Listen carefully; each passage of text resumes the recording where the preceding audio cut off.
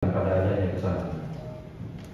Yang mulia majelis hakim, kami sepenuhnya berharap agar di dalam persidangan yang mulia ini keadilan berdasarkan kepada kebenaran material dapat ditegakkan sekali lagi, semata-mata untuk mewujudkan tujuan hukum yang paling hakiki, yaitu kepastian, keadilan, dan kemanfaatan, di mana pengadilan berfungsi sebagai benteng terakhir harapan masyarakat untuk mendapatkan keadilan. Untuk itu maka perkenankan kami menguraikan nota pembelaan ini yang akan dijabarkan ke dalam 4 bagian sekaligus. Bagian pertama, majelis hakim yang mulia, permasalahan yang saat ini telah diperiksa dan disidangkan di hadapan persidangan ini bermula dari sebuah penawaran kerjasama, di mana pada saat itu Christian Halim, seorang pengusaha muda, pemilik perusahaan bernama PT Multi Prosper Mineral, dihubungi oleh Ilham Erlangga melalui pesan singkat untuk menawarkan pekerjaan, dan kemudian mempertemukannya dengan pimpinan perusahaan PT Capra Mineral. Perkenalannya dengan Ilham Erlangga sendiri sesungguhnya telah terjadi jauh sebelum penawaran itu diajukan. Terlebih lagi, Ilham Erlangga sebetulnya telah mengenal Christian Halim sebagai seorang pemilik perusahaan penyewaan alat berat, bahkan sudah mengadakan kerjasama terlebih dahulu untuk pekerjaan lain selain korek di Morowali tersebut. Sehingga tidaklah mengherankan jika kemudian Ilham Erlangga menyampaikan penawaran pekerjaan tersebut kepada Christian. Ilham Erlangga juga lah yang kemudian mempertemukan Christian Halim dengan Muhammad Genta Putra, yang mana pada awal perkenalan tersebut Genta mengaku sebagai pemilik lahan tambang yang akan dikerjakan.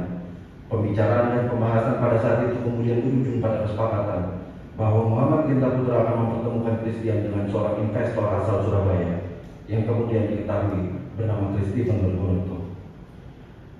Semua berjalan lancar dan tanpa hambatan hingga akhirnya pada sekitar bulan September 2019 Christian ditunjuk sebagai kontraktor pelaksana, yang mana kesepakatan tersebut dituangkan di dalam sebuah perjanjian kerjasama jasa penambangan antara PT Capra Mineral dan PT Multi Prosper Mineral. Tidak ada prasangka, firasat maupun itikat buruk yang timbul dalam benak Christian pada saat itu, bahwa keputusannya untuk menerima tawaran kerjasama pengerjaan proyek penambangan biji nikel di Desa Ganda-Ganda, Kecamatan Petasia, Kabupaten Morowali Utara, Provinsi Sulawesi Tengah, dan mengadakan kesepakatan kerjasama dengan PT Capra Mineral justru akan mengantaranya ke kursi persakitan sebagai seorang terdakwa yang dituduh melakukan penipuan dan penggelapan. Penderitaan ini belum termasuk juga kerugian yang secara nyata telah dialami, antara lain tagihan biaya pekerjaan yang belum dibayarkan, defisit keuangan, kehilangan pekerjaan akibat alat-alat berat yang ditahan, kerugian material atas depresiasi alat berat yang ditahan hingga hari ini. Bahkan yang paling parah di antara itu semua, Christian harus merasakan pahitnya kehilangan kebebasan untuk dan tanggung jawab sebagai perpanjangan tangan Tuhan di dunia akan dapat memberikan keadilan berdasarkan pada kebenaran bagi diri Christian Halim pada khususnya dan bagi kepentingan yang lebih luas, yaitu demi hukum dan keadilan itu sendiri. Sehingga ada lebih baik membebaskan 1000 orang bersalah daripada menghukum 1 orang yang tidak bersalah dapat diterapkan secara total dan objektif, termasuk pada diri Christian Halim di dalam persidangan ini. Yang mulia, cukup kapal api saja yang hitam, peradilan kita jangan. Bagian kedua, fakta persidangan. Bahwa sebagai dasar dilakukannya pemeriksaan perkara ini, kami akan kembali menguraikan dakwaan sebagaimana yang telah dibacakan oleh saudara penuntut umum sebagai berikut. Ke-1, perbuatan terdakwa sebagaimana diatur dari ancaman pidana dalam pasal 378 KUH pidana. Atau kedua, perbuatan terdakwa sebagaimana diatur dan diancam pidana dalam pasal 372 KUH pidana.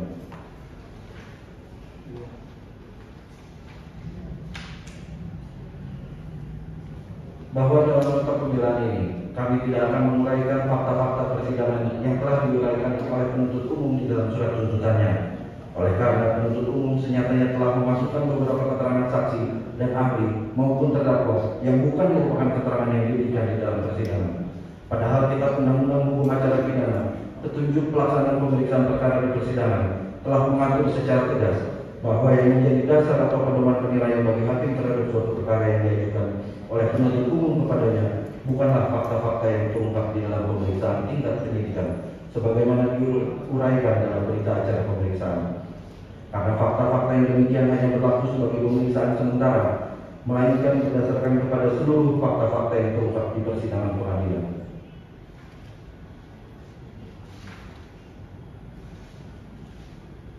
analisa terhadap fakta persidangan. Berdasarkan hasil pemeriksaan yang dilakukan terhadap para saksi yang dihadirkan, baik oleh penuntut umum maupun oleh penasihat hukum kehadapan persidangan, juga setelah melakukan analisa terhadap bukti surat yang telah diuji di hadapan persidangan ini, maka didapatlah fakta sebagai berikut. A. Terdakwa dihubungi dan ditawarkan untuk mengerjakan pekerjaan tambang di Morowali, sehingga tidak terbukti adanya upaya terdakwa untuk membujuk ataupun merayu untuk mendapatkan proyek infrastruktur. Bahwa fakta hukum ini telah diperkuat dengan adanya bukti surat yang telah diakui oleh saksi Ilham Erlangga dan saksi Muhammad Genta Putra sebagaimana yang terlampir di dalam nota pembelaan ini. B. Antara Cakra Inti Mineral dan PT Multi Prosper Mineral telah terikat dalam sebuah hubungan kontrak kerjasama jasa penambangan. C. Terkait pekerjaan penambangan pembangunan infrastruktur penunjang kegiatan penambangan lahir karena adanya perjanjian kerjasama penambangan yang telah dibuat sebelumnya. D.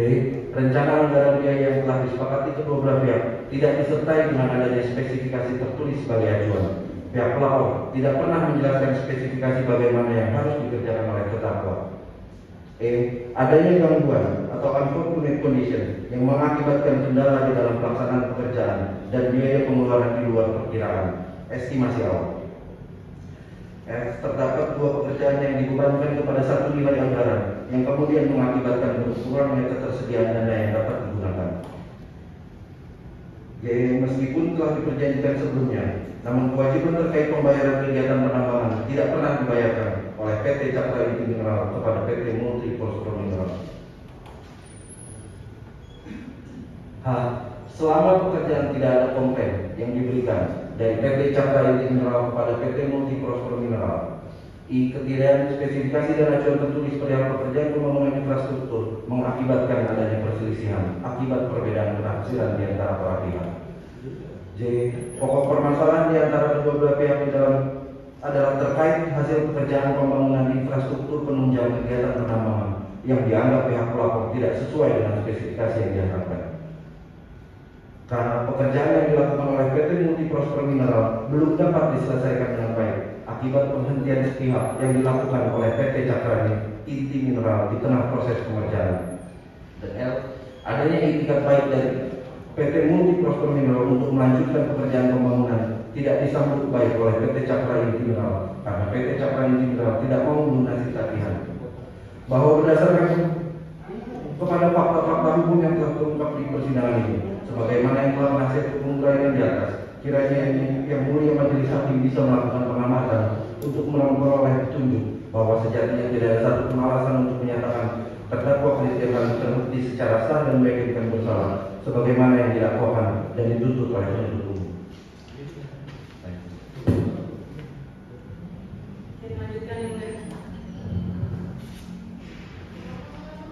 Analisa yuridis. A. Kronologi perkara berdasarkan fakta persidangan. Sebelum kami memberikan tanggapan terhadap analisa yuridis yang kemudian melatar belakangi tuntutan yang telah diajukan oleh penuntut umum, kiranya perlu kami uraikan terlebih dahulu kronologi perkara berdasarkan fakta-fakta hukum yang terungkap di persidangan, sehingga dengan demikian majelis hakim bisa mendapatkan gambaran yang utuh terkait keseluruhan perkara sebagai berikut. Berawal pada sekitar bulan bulan Juli 2019, saksi Ilham Erlangga menghubungi terdakwa Christian Halim dan menawarkan kepada terdakwa Christian Halim untuk mengerjakan proyek tambang milik bosnya yang berlokasi di Morowali, Sulawesi Tengah melalui pesan singkat WhatsApp dan mengatakan, "Chris, ngerjain tambang bos gue di Morowali yuk." Bahwa kemudian terdakwa Christian Halim yang melalui seksi Muhammad Genta Putra memerintahkan penghentian seluruh kegiatan yang dilakukan oleh PT MPM secara sepihak, yang mana terhadap putusan penghentian tersebut belum pernah didahului oleh adanya somasi maupun teguran terkait pekerjaan yang dilakukan oleh PT MPM inkasu terdakwa Christian Halim.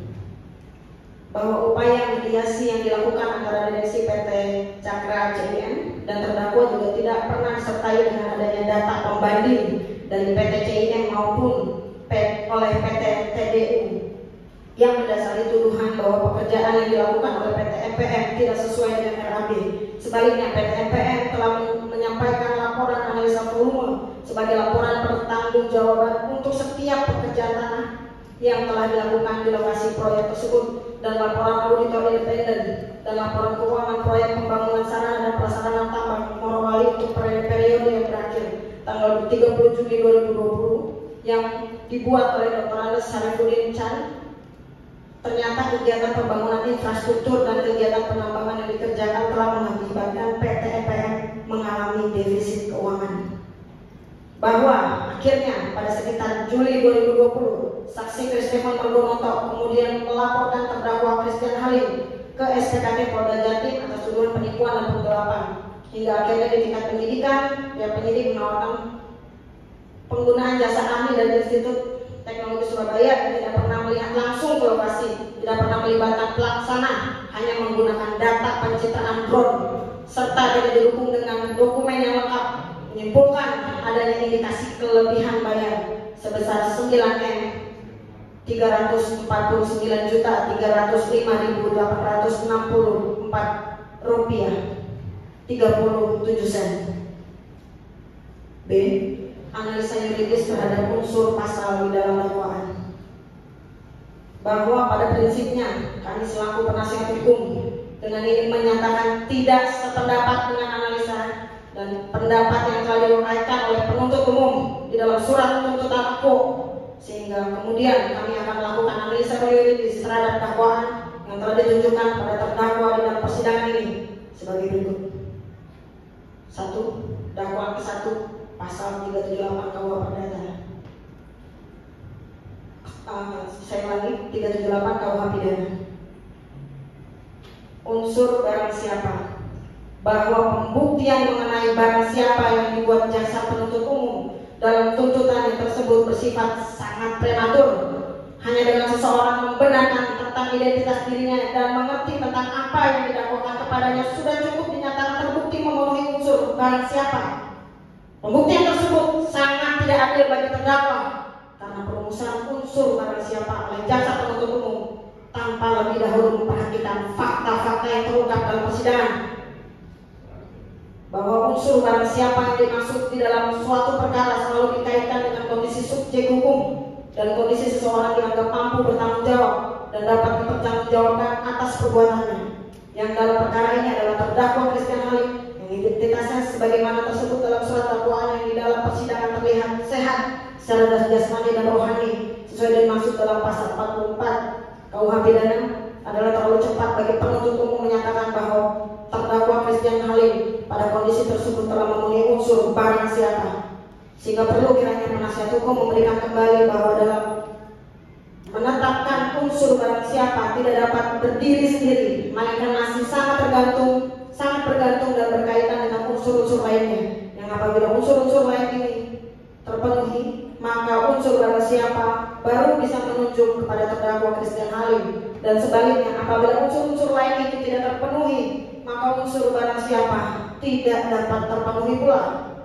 Dengan demikian, di dalam perkara ini menyangkut unsur barang siapa belum tentu bisa dikatakan terbukti secara sah dan meyakinkan terhadap terdakwa Christian Halim.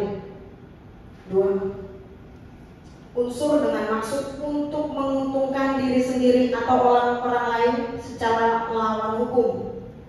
Bahwa yang dimaksud dengan unsur dengan maksud untuk menguntungkan diri sendiri atau orang lain secara hukum di dalam perkara ini sudah tentu ditujukan kepada terdakwa CH yang diduga telah mendapatkan keuntungan dari adanya indikasi kelebihan bayar dalam pelaksanaan pekerjaan proyek pembangunan infrastruktur penunjang kegiatan penambangan sebesar 9.349.305.864 rupiah 37 sen. Bahwa unsur ini oleh penuntut umum di dalam surat tuntutannya dinyatakan telah terbukti secara sah dilakukan oleh terdakwa CH.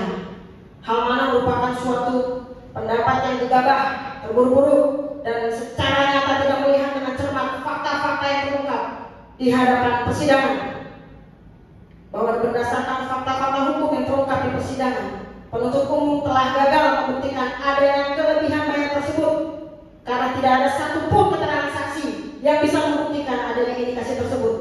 Terlebih, ternyata tuduhan soal adanya kerugian hanya didasarkan pada hasil laporan kajian teknis pelaksanaan jasa penambangan yang disusun oleh ahli yang tidak pernah melihat langsung kondisi aktual di lapangan.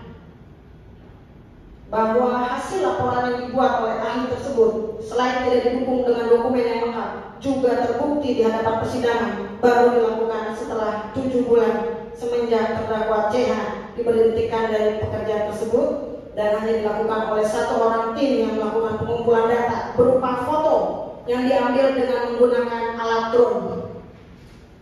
Bahwa pembuktian dalam suatu perkara pidana mengutamakan kebenaran material atau kebenaran yang sesungguhnya, sedangkan ahli telah terbukti tidak pernah melakukan pemeriksaan langsung ke lokasi, tidak melibatkan terdakwa selaku pelaksana, tidak mendapatkan dokumen yang lengkap, rumah mewah beserta isinya dan menghabiskan seluruh dana 5M. Namun dalam situasi COVID, semua bangunan baik rumah ataupun gedung tidak laku, alias banyak demand daripada supply, atau lebih banyak penjual daripada pembeli, sehingga rumah dan bangunan dijual murah. Investor yang menginginkan rumah dijual harga 7M heran dan tidak sabar karena rumah tersebut tidak kunjung laku, lalu melakukan appraisal terhadap rumah yang dibangun oleh kontraktor tersebut. Hasil appraisal menilai bahwa harga rumah tersebut berdasarkan kondisi saat itu hanya 4M. Lalu apakah perbedaan berdasarkan kondisi saat itu adalah 4M? Lalu apakah perbedaan harga 1M dari biaya membangun rumah dan nilai appraisal adalah keuntungan bagi si kontraktor? Padahal kontraktor sudah menggunakan 100% dana yang diberikan oleh si investor untuk biaya beli tanah dan ongkos bangunan. Kontraktor lalu melakukan audit dan membuktikan bahwa semua pengeluaran benar adanya untuk membangun rumah tersebut. Tidak satu sen pun masuk ke rekening pribadi maupun digunakan secara pribadi oleh kontraktor. Dapatkah si kontraktor dibilang menguntungkan diri sendiri padahal tidak ada satu sen pun diambil oleh kontraktor? Berikut adalah keterangan mengenai perbedaan nilai appraisal dan keuntungan. Yang pertama, hasil appraisal yang dibuat oleh seorang ahli penilai adalah selalu dalam bentuk estimasi atau kira-kira, sehingga bukanlah angka atau nilai pasti. Padahal dalam kaidah hukum pidana harusnya dipastikan apakah ada keuntungan atau tidak bagi diri sendiri atau orang lain. Dikarenakan apabila nilai bangunan infrastruktur justru lebih tinggi daripada nilai hasil appraisal, maka pelapor justru diuntungkan dan terdakwa justru dirugikan, tidak mendapat keuntungan sama sekali, sehingga unsur pidana menguntungkan diri sendiri atau orang lain tidak terpenuhi. Pembuktian adanya perbedaan selisih antara uang yang dibayarkan dengan nilai appraisal bukan keuntungan bagi terdakwa ataupun menguntungkan orang lain sangat penting dan wajib dilakukan oleh jaksa penuntut umum. Kedua, bahwa pembuktian adanya keuntungan bagi terdakwa seharusnya dan selayaknya dibuktikan oleh auditor keuangan resmi dan bukan oleh appraisal atau ahli penilai. Sebagaimana Komisi Pemberantasan Korupsi dalam melakukan membuktikan adanya kerugian negara selalu menggunakan auditor untuk mengecek keuangan. Yang dicek bukanlah nilai sebuah bangunan atau aset, tapi penggunaan uang dan dana yang diterima oleh terdakwa harusnya yang dibuktikan oleh jaksa penuntut umum. Yang ketiga, bahwa keuntungan yang diterima oleh terdakwa atau orang lain seharusnya dihitung dari perbedaan antara uang masuk cash in dengan uang keluar cash out untuk proyek infrastruktur tersebut yang seharusnya dibuktikan dengan proses audit oleh auditor resmi. Uang masuk adalah uang yang diterima dari Chris Stefan, lalu dikurangi dengan seluruh pengeluaran yang dilakukan oleh terdakwa untuk pengerjaan proyek. Itulah yang menjadi nilai pasti keuntungan yang diterima oleh terdakwa apabila ada. Yang keempat, bahwa dalam perkara ini terdakwa Christian Halim sudah melakukan audit keuangan melalui auditor keuangan independen resmi sebagai bentuk itikat baiknya dalam mempertanggungjawabkan penggunaan uang, yang mana berdasarkan laporan audit tersebut justru menunjukkan adanya kelebihan biaya dari nilai perkiraan awal sebagaimana yang tercantum di dalam RAB, sehingga menyebabkan terdakwa Christian Halim dalam posisi rugi alias tekor atau nombok. Hal ini dikarenakan jumlah total pengeluaran yang telah dikeluarkan oleh terdakwa Christian Halim dalam melakukan pekerjaan ini adalah sebesar 21.237.406.040 rupiah hasil auditor ini jelas membuktikan bahwa terdakwa tidak diuntungkan sama sekali atau tidak memperoleh keuntungan sehingga unsur menguntungkan diri sendiri atau orang lain dalam perkara ini gugur atau tidak terbukti secara hukum. 5. Bahwa berdasarkan pada fakta-fakta persidangan, seluruh keterangan saksi dan ahli, tidak ada satupun saksi yang membuktikan bahwa adanya sejumlah uang atau keuntungan yang diterima oleh Christian Halim. Benar ada uang diterima sejumlah 20,5 miliar, tapi 20,5 miliar tersebut bukan keuntungan, tapi modal awal yang seluruh. Sehingga kesepakatan tersebut haruslah dipandang sebagai perjanjian aksesoris terhadap perjanjian kerjasama penambangan sebagai perjanjian pokoknya. Bahwa oleh karena perjanjian kerjasama tersebut telah dibuat oleh pihak-pihak yang cakap untuk melakukan perbuatan hukum, sehingga telah memenuhi syarat keabsahan suatu perjanjian sebagaimana dimaksud di dalam ketentuan pasal 1320 junto pasal 1338 Kitab Undang-Undang Hukum Perdata, sehingga perjanjian kerjasama tersebut berlaku secara sah dan mengikat sebagai undang-undang bagi para pihak yang membuatnya. Berdasarkan uraian sebagaimana yang telah penasihat hukum uraikan di atas, sepatutnya terhadap unsur ini haruslah dinyatakan tidak terpenuhi.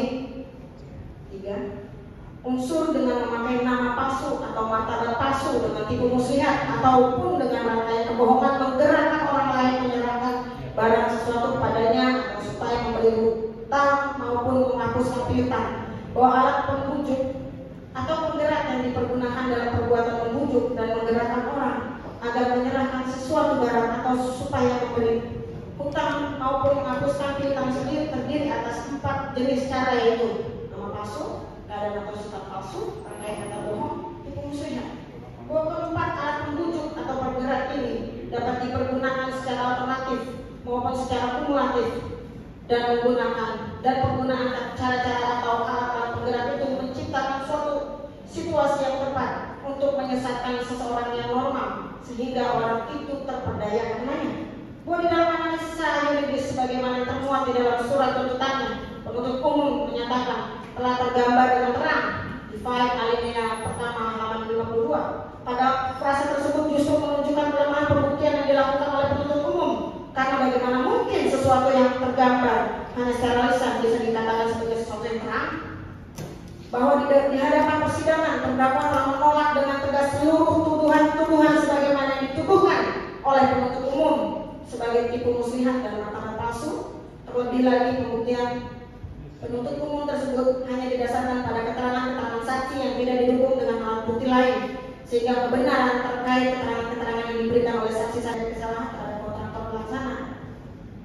B. Menghentikan pekerjaan infrastruktur secara sepihak sehingga terdakwa tidak bisa membuktikan target penambangan yang sudah disetujui bersama. C. Pelapor Christian Margonoto yang adalah anak dari pemilik grup kapal api melaporkan Christian Halim setelah dibagikan sisa tagihan sejumlah 8 miliar yang seharusnya menjadi tanggung jawabnya. D. Pelapor Christian Margonoto belum melunasi tagihan RAB awal yang berjumlah 20,98 miliar dan baru membayar 20,5 miliar. Belum lagi pihak Genta yang meminta kembali 1,5 miliar sebagai jaminan yang menyebabkan kurangnya dana pembangunan proyek infrastruktur ini. Kurang bayar inilah yang menyebabkan lambatnya pengerjaan proyek infrastruktur, karena untuk membeli bahan dan menggaji pegawai butuh dana. E. Pelapor meminta Christian Halim untuk melakukan kegiatan penambangan walau sudah dijelaskan bahwa target hanya bisa dicapai apabila infrastruktur telah diselesaikan dengan baik. Namun pelapor memaksa agar terdakwa melakukan penambangan dalam keadaan bahaya di mana infrastruktur yang belum selesai. F. Pelapor yang telah menerima hasil penambangan sejumlah 17.000 ton namun tidak mau membayar biaya penambangan kepada terdakwa, walaupun pelapor dan saksi Genta keduanya telah membaca, menyetujui dan menandatangani surat perjanjian jasa penambangan antara PT CIM dan PT MPM. Bukan hanya hal ini merupakan tindakan non-prestasi, namun jelas memperlihatkan bagaimana kesewenangan dan karakter buruk dari pelapor yang tidak memiliki etikat baik. G. Pelapor dalam hal ini dari PCIM yaitu saksi Genta yang memerintahkan agar menahan alat berat milik PT MPM, padahal sudah jelas dan diketahui oleh pihak pelapor bahwa alat berat itu adalah milik PT MPI yang disewa oleh PT MPM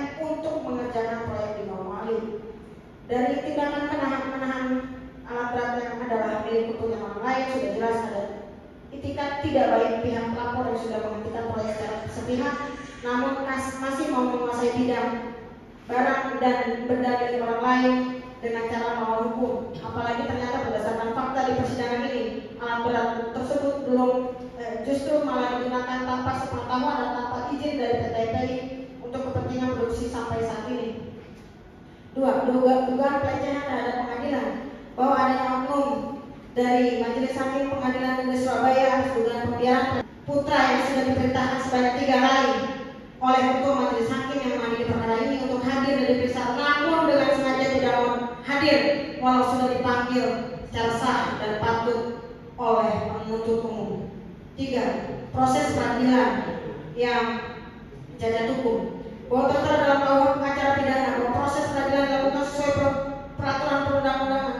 Dalam hal ini KUH selaku hukum formil, namun kenyataan sidang berbanding terbalik dengan apa yang tertera secara jelas dan gamblang dalam kitab undang-undang.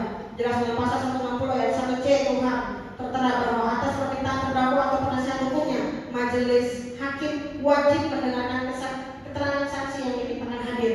Sudah berkali-kali secara terang penasihat hukum meminta agar saksi Genta Putra dihadirkan ke persidangan dan ke peradilan agar diperiksa untuk kedua kali, dikarenakan penasihat hukum baru mendapatkan bukti yang dimintakan dari Dirjen Ahu Kemenkumham mengenai company profile PT TDU yang diakui Genta sebagai direktur dan pemiliknya. Kenyataannya, di company profile Genta bukan pemilik dan direksi PT TDU atau pemilik IUP, sehingga penasihat hukum ingin memeriksa saksi dalam kapasitas atau legal standing apa saksi Genta dapat meminta uang sejumlah 1,5 M rupiah yang ditransfer ke rekening Genta dan Ilham Erlangga dengan alibi jaminan IUP. Keterangan ini sangat krusial mengingat Genta Putra lah yang berbicara dengan Kristefan dan meyakinkan Kristefan sehingga mau memberikan 2,5 M ke Christian. Bahwa tanpa keterangan krusial ini, maka kebenaran material yang ingin dibuktikan oleh penasihat hukum tidak pernah dapat dilakukan dan hak pembelaan terdakwa tidak dapat terpenuhi sebagaimana layaknya diperintahkan undang-undang. Boleh karena jelas bunyi pasal 160 ayat 1C bahwa hakim wajib mendengarkan saksi yang dimintakan oleh penasihat hukum sebelum dibacakan putusan. Maka melalui pledoi ini sekali lagi penasihat hukum mengingatkan bahwa majelis hakim agar memanggil lagi saksi Genta untuk dimintai keterangan dengan penetapan pemerintah ke jaksa penuntut umum untuk membawa sebagaimana amanah undang-undang kepada saksi yang tidak kooperatif dalam persidangan. Bahwa alasan Hakim Ginting sebagai Humas PN Surabaya yang mengatakan bahwa 1 kali dipanggil sudah cukup, jelas memperlihatkan bahwa hakim yang mengabaikan KUHP bahwa dalam menjalankan due process of law adalah kewajiban hakim menjalankan sesuai perintah KUHP. Tidak ada pasal dalam KUHP melarang pemanggilan saksi untuk kedua kalinya. Bahkan saksi Ilham Erlangga dipanggil 3 kali atas kemauan ketua majelis hakim dalam perkara ini. Bahwa komentar dari majelis hakim yang mengatakan bahwa ketika JPU gagal menghadirkan, maka silakan penasihat hukum menghadirkan saksi yang tertera dalam berkas yang bukan saksi ada charge, adalah perkataan dari seorang aparat penegak hukum yang mengabaikan KUHP karena tertera dalam KUHP bahwa eksekutor hakim dalam menghadirkan saksi yang tertera dalam berkas adalah jaksa penuntut umum, bukan penasihat hukum. Bahwa apabila penasihat hukum dimintakan menjalankan tugas jaksa penuntut umum dalam menghadirkan saksi dalam berkas perkara, maka biarkanlah agar penasihat hukum pula yang membuat surat tuntutan dan putusan hakim agar kejaksaan dan kehakiman tidak perlu menjalankan tugas sebagaimana diamanatkan undang-undang.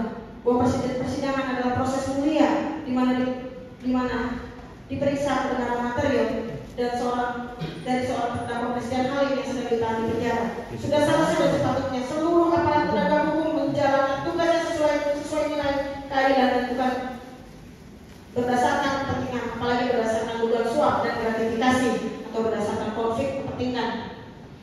Dugaan adanya intervensi dari oknum penegak hukum, bahwa sesuai maraknya pemberitaan dan keterangan dari Sekretaris Jaksa Agung Muda Pidana Umum Kejaksaan Agung Khairul Amir bahwa perkara kasus Morowali juga adalah ulah oknum mafia dan makus peradilan di mana dari tahap penyidikan kepolisian menurut keterangan oknum lawyer yang berkomunikasi langsung dengan Konsumsi Ohanda, jaksa ini sudah ada intervensi di mana Kapolri melapor Kepala Kejaksaan Tinggi Jawa Timur untuk mengkondisikan kasus tambang Morowali ini, mengingat bahwa perkara ini juga adalah pesanan grup kapal Abu Surabaya. Bahwa sebelum perkara tahap 1, pelimpahan berkas perkara kejaksaan, sudah diketahui bahwa jaksa yang akan menangani adalah jaksa ini, Konsumsi Ohanda, Kajati Jatim saat itu, dan hakim yang akan menyidangkan adalah Hakim Ginting yang ada Humas PN Surabaya. Sehingga pihak penasihat hukum mengirimkan surat aduan dan permintaan pemantauan ke Komisi adanya proses hukum atau due process of law yang adil dan benar. Bahwa dalam proses pemeriksaan pengawasan Kejaksaan Agung terkait adanya dugaan oknum pejabat Kejaksaan Agung bintang 2 terkuak bahwa dalam pertemuan di restoran Seribu Rasa di Plaza Indonesia Layan lantai 3 selain Sesjak Pidum dan oknum lawyer Natalia Rusli hadir pula Hakim Agung Profesor Abdul Latif dan 5 orang saksinya dan membahas kasus dugaan kriminalisasi perkara tambang bawah ini. Kemudian Sesjak Pidum Tanda Panggil dan Hakim Agung Profesor Abdul Latif merencanakan datang ke pengadilan dan kemudian bertemu dengan majelis hakim menyidangkan perkara ini untuk menanyakan terdakwa Christian Halim apakah memungkinkan untuk dibantu.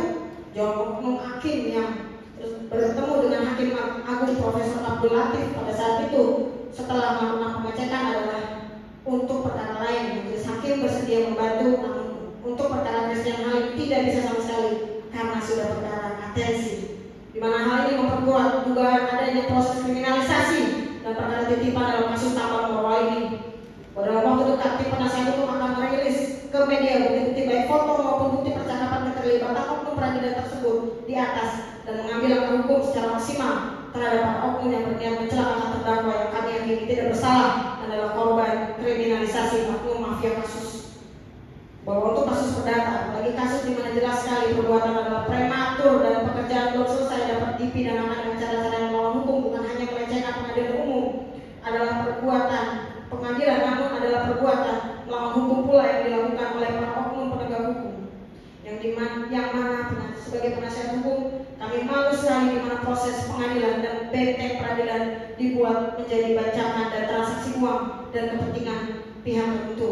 Bahwa kami penasihat hukum LQ Indonesia Law Firm adalah aparat penegak hukum yang sejajar dengan kepolisian, kejaksaan, dan kehakiman, sehingga sudah merupakan tugas dan tanggung jawab kami untuk menegakkan keadilan dan kebenaran walaupun di dunia dipenuhi oknum-oknum aparat penegak hukum brengsek yang mempermainkan nasib masyarakat Indonesia dan memperlakukan kasus layaknya transaksi jual beli di pasar. Bahwa kami penasihat hukum dari LQ Indonesia Law Firm sesuai janji kami sebagai advokat akan membela masyarakat tertindas, tidak akan takut melawan oknum peradilan dan memastikan bahwa oknum-oknum yang beredar akan kami awasi dan kami proses secara hukum hingga tuntas karena melecehkan hukum yang kami junjung tinggi. Kami tidak akan berhenti melawan oknum walaupun kasus ini sudah selesai, karena tugas advokat bukan hanya menangani perkara tapi menegakkan keadilan dan menjunjung tinggi hukum dan undang-undang. Bahwa kami masih mengharapkan bahwa majelis hakim dapat membuka mata hati dan melihat bahwa sudah jelas perkara ini adalah perkara klasik perdata diubah menjadi pidana karena adanya tekanan kekuasaan atau konflik kepentingan. Bahkan jelas sekali saksi-saksi yang dihadirkan hanya dari satu pihak pelapor seperti Ilham Erlangga bahkan mencabut keterangan sebelumnya. Kami yakin apabila majelis hakim memegang kebenaran akan berani membebaskan terdakwa yang dikriminalisasi agar menjadi panutan masyarakat dan benar menjadi